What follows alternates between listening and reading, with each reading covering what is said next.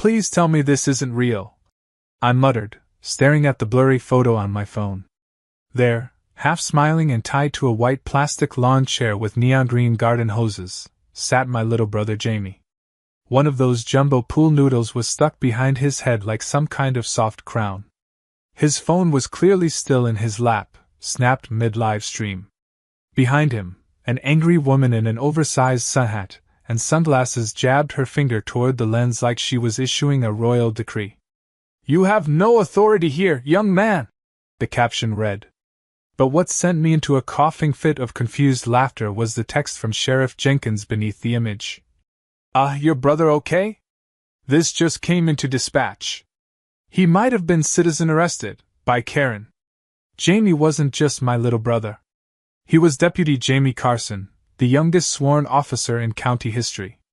Sure, he looked like he belonged in high school algebra, but the kid had a badge, a sidearm, and the kind of patience that made most rookies look like toddlers in timeout. The idea that someone, anyone, had managed to detain him with lawn furniture and optimism was ridiculous. But if anyone could pull off something that stupid, it'd be Darla Penrose. Darla was the self-proclaimed queen of Oak Terrace Estates. The HOA wasn't real, but she acted like it was a royal court, and she ruled it with laminated flyers, passive-aggressive lawn notes, and an ever-present clipboard she used like a sword. Her version of Law and Order was a combo of daytime courtroom drama reruns and something she cooked up after too much boxed wine. She'd once called 911 because someone's Halloween skeleton was causing emotional harm to local children. Another time, she tried to get a teenager evicted for playing guitar too loudly, at noon. She wasn't just a Karen. She was the final boss of Karens. And somehow, this woman had managed to wrangle my cop brother like a kid stealing cookies. The morning had started off normal. Jamie had the day off and planned to grab lunch with me at Miller's Diner, same as every Thursday. I got there first, ordered 2 burgers and fries like always, and waited. 10 minutes passed. Then 20. I figured he might have stopped to help someone, maybe gotten caught in traffic. Then the text came from Jenkins. Then the photo. Then a call from dispatch saying Jamie's bodycam had gone dark in an unspecified residential shed. Panic hit me like a sudden slap, fast and cold. I grabbed the food, bolted from the diner, and jumped into my truck. On the way over, I called Jamie's cell. Voicemail. Tried again. Nothing. Then I called the sheriff. "Yeah, we saw it go down in real time," Jenkins said. "He must have tapped his live stream before the camera got covered.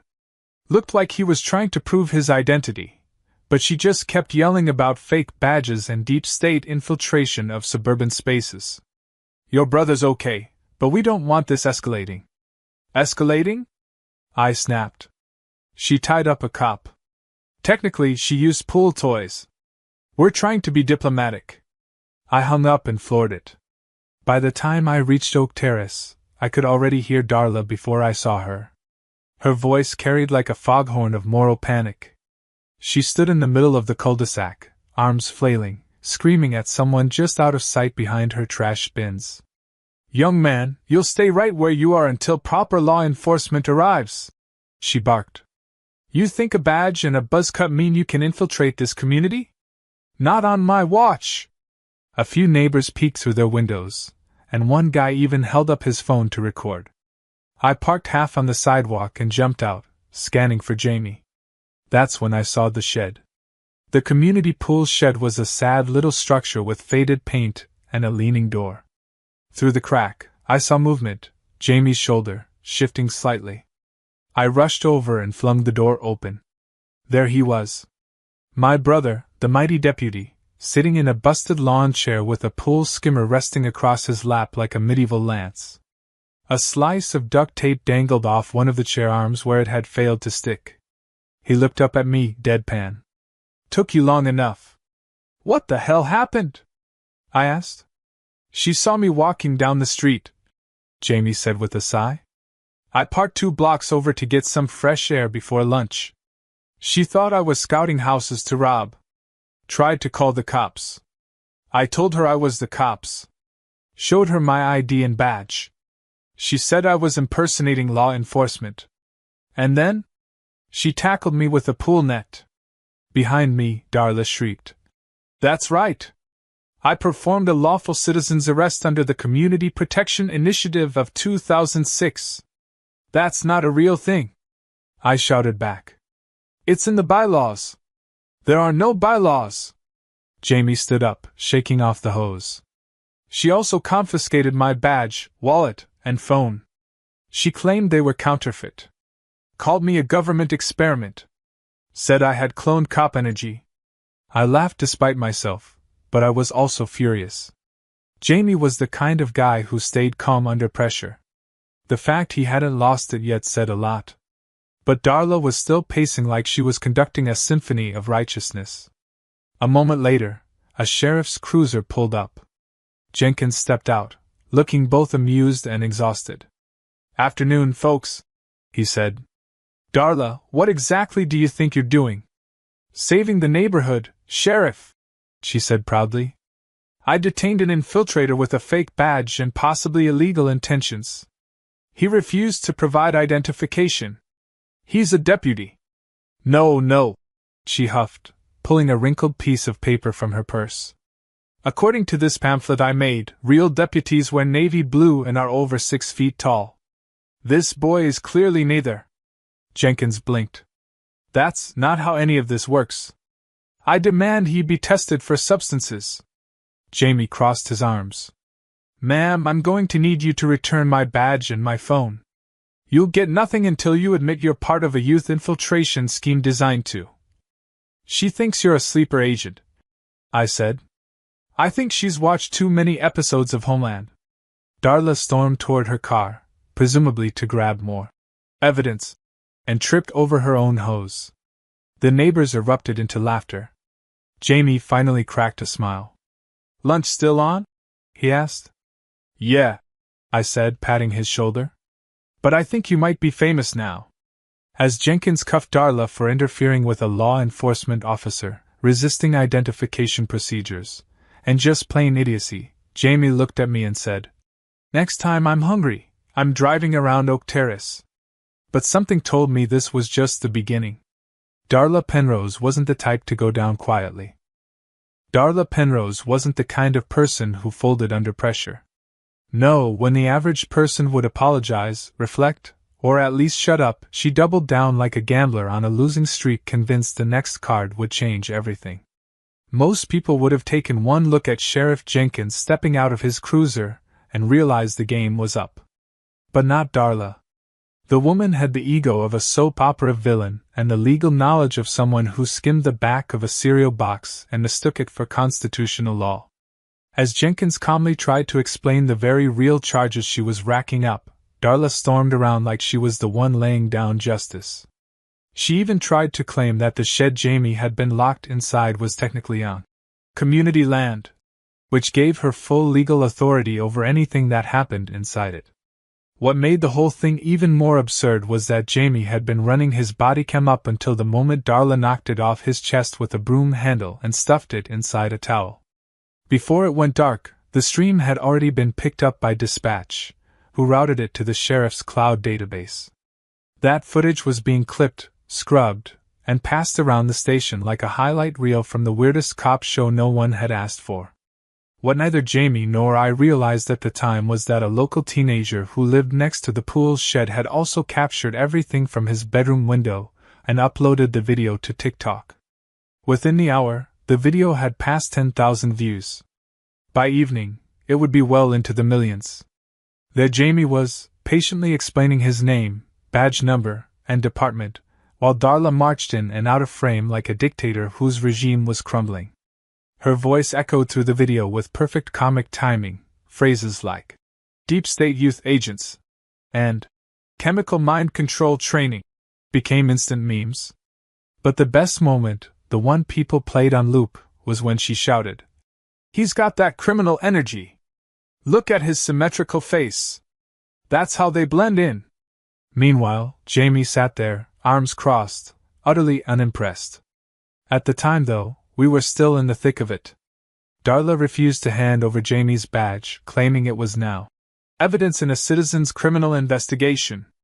She pulled it out of her enormous handbag like it was the crown jewels, waved it dramatically, and then tried to lecture Jenkins on legal integrity. Jenkins, to his credit, didn't laugh. But I could see the tiny twitch in his cheek. That was his "I'm about 5 seconds from losing it" face. When she realized that her self-made argument wasn't going anywhere, Darla pulled out a printed letter, complete with a fake county seal that she clearly designed in Microsoft Word, and announced that she was placing Jamie and Jenkins under private neighborhood surveillance. She tried to hand Jenkins a cease and desist order she signed herself. "You forged a county seal," Jenkins said, flipping the paper around. "That's a felony, Darla." "It's a decorative emblem," she huffed. "No, it's a crime," he said. She was finally placed in cuffs, gently, because Jenkins still held out some threadbare hope that she wouldn't turn it into a full spectacle. Naturally, she did. As she was being guided to the back of the cruiser, she screamed about regime change, freedom of association, and false flags.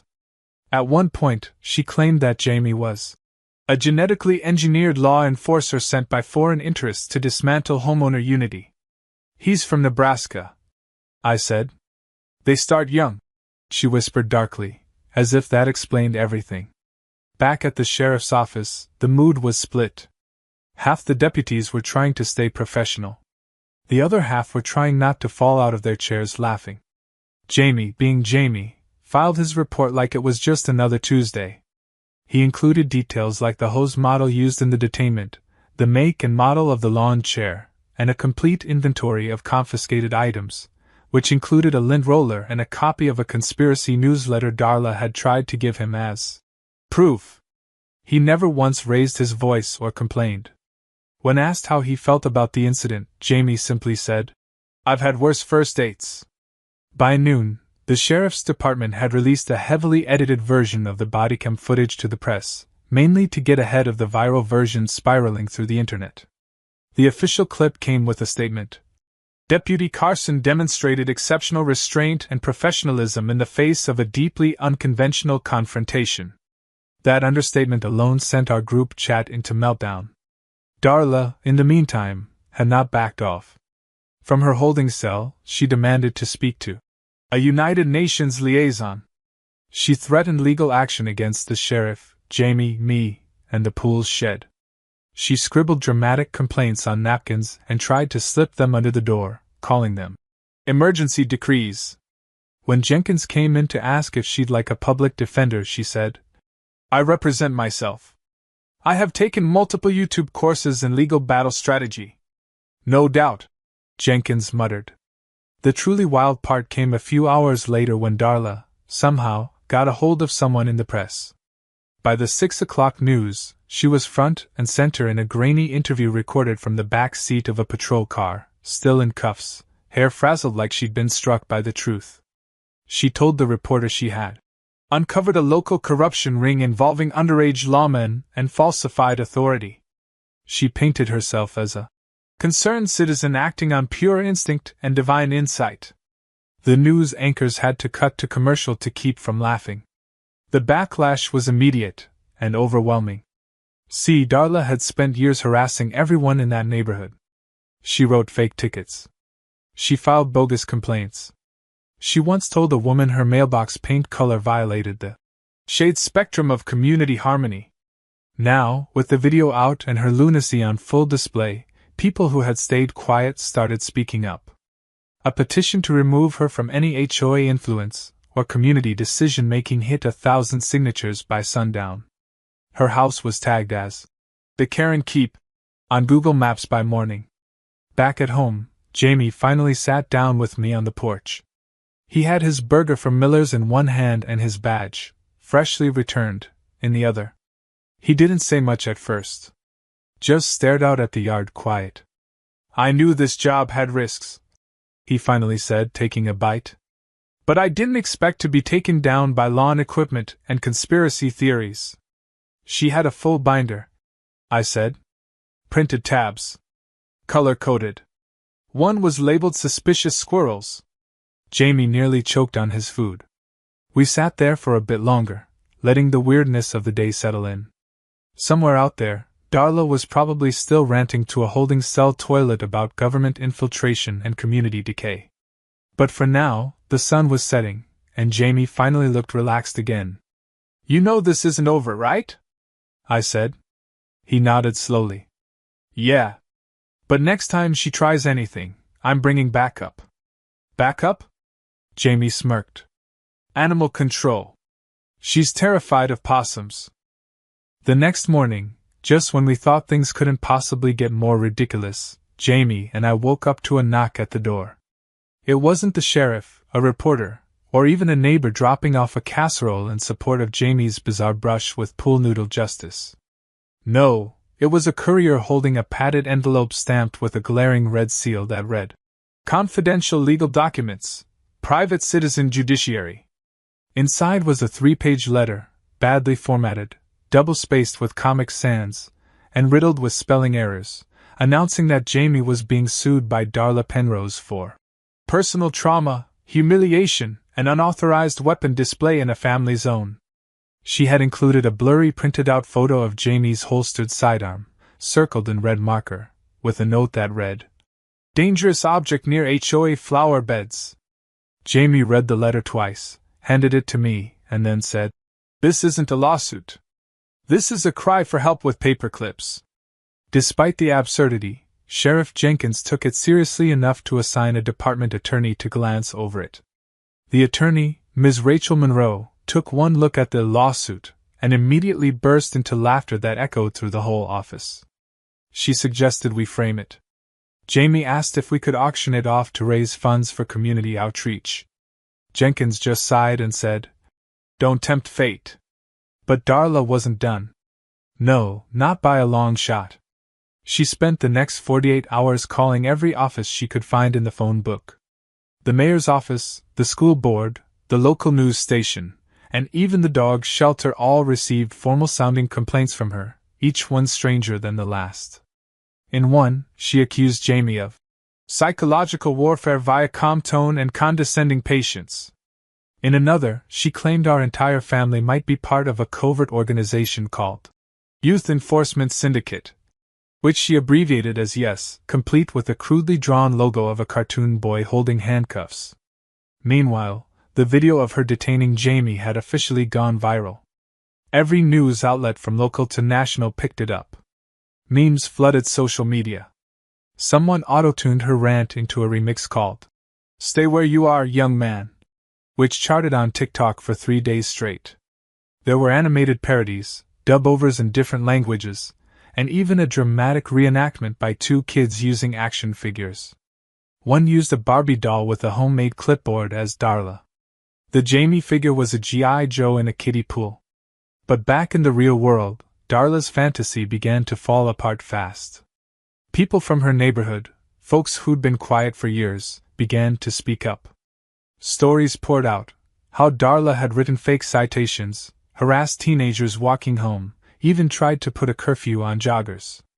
Turns out she'd been presenting herself as an HOA enforcement officer, wearing a vest she bought online and flashing a plastic badge she'd made using a keychain press. She had no real authority. There wasn't even an HOA.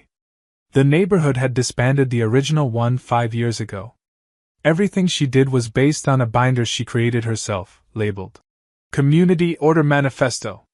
Jenkins, tired of trying to play it safe with Darla, opened an official investigation into her activities. What they found was jaw-dropping. She had been keeping spreadsheets on every house in her street, tracking who mowed their lawn, who left their trash bins out too long, and who looked suspicious. Worse, she had mailed these fake citations to people, complete with processing fee requests. That directed to a P.O. box she controlled. That tipped the scales from annoying neighbor into full-blown fraud. At the same time, the HOA, well, what was left of it, decided enough was enough. A meeting was called at the community center. Dozens showed up, even people who'd been avoiding neighborhood functions for years just to steer clear of Darla. The room buzzed with tension, and Jamie and I stood in the back while Jenkins spoke plainly about Darla's actions and the department's findings. Then came the testimonies. A woman named Mrs. Patel recounted how Darla once threatened to fine her for cooking with excessively spicy smells that disrupted the neighborhood aroma balance. A teenager named Marcus admitted Darla used to follow him on his bike, writing down the serial number on his frame. Even old Mr. Drummond, a World War II veteran with hearing aids and a love for lawn flamingos, revealed Darla had twice attempted to remove his decorations under the guise of property beautification enforcement. The vote to remove her from any neighborhood influence was unanimous. They even moved to officially bar her from attending any future meetings unless invited by a majority, a clause added entirely because of her. The moment was oddly emotional. Years of silent frustration boiled over into laughter, relief, and a renewed sense of community. But Darla didn't take the loss lightly. The next morning, she showed up at the sheriff's office dressed in a black cloak, yes, an actual cloak, and sunglasses, announcing she was now operating as a sovereign enforcer of domestic peace. Jenkins had to step out of the room to avoid laughing in her face. She handed over a document declaring the town to be in a state of civil misdirection, and then tried to relieve Jamie of his duties on behalf of the true Republic. She was escorted out without incident, though not before yelling, "This isn't over!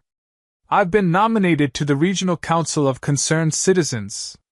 Nobody knew what that meant, and no one wanted to find out. Later that week, Jamie and I went back to the pool shed, mostly to take a few photos and finally laugh at the ridiculousness of it all in peace. Someone had already taped a sign to the door that said, "Deputy Jamie's Outpost." Underneath it, someone else had scribbled, "Beware of clipboard." Jamie stood there, arms crossed, staring at the door like it was an old war memorial.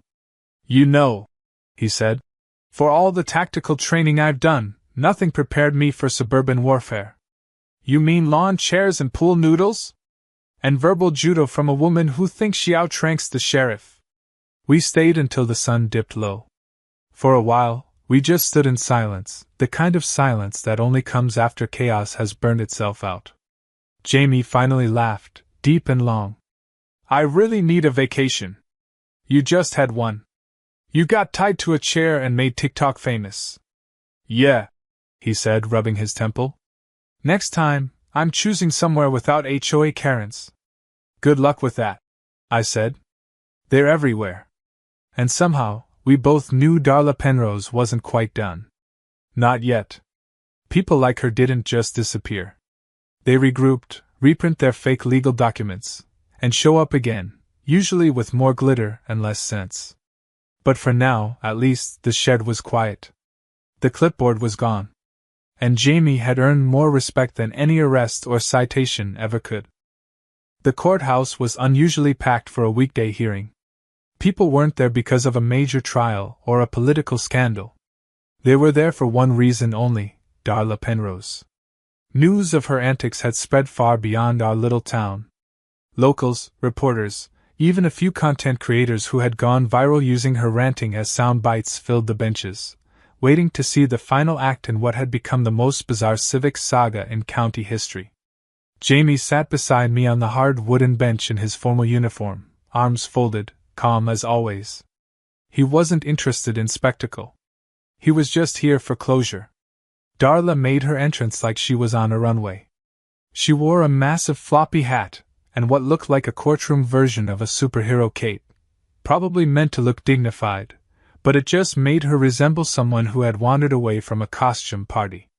She carried a briefcase stuffed with manila folders, all labeled with names of people who had wronged her. Jamie had his own folder, of course. So did Sheriff Jenkins. So did the pool shed.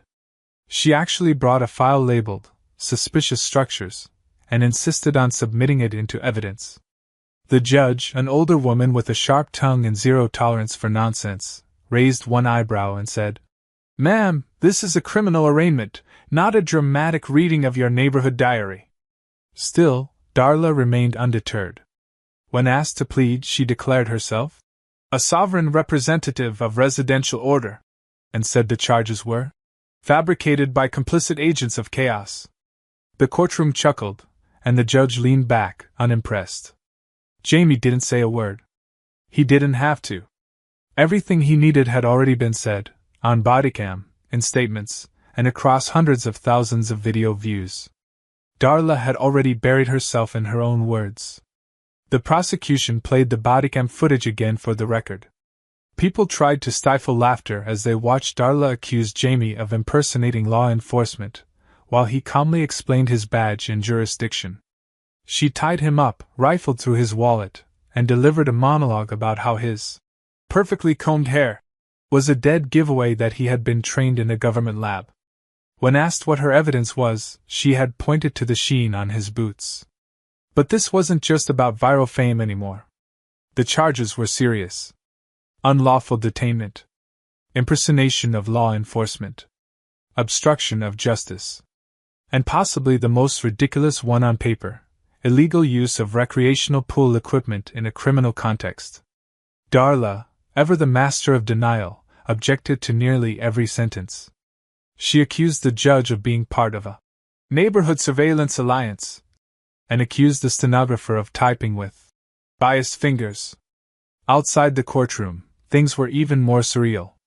Protesters and supporters had gathered. A group of local teens wore shirts that said, Deputy Noodle Man, a nickname Jamie had earned from the pool noodle Darla used during the attempted arrest. Others held signs that read, Free Jamie, though Jamie wasn't the one in legal trouble.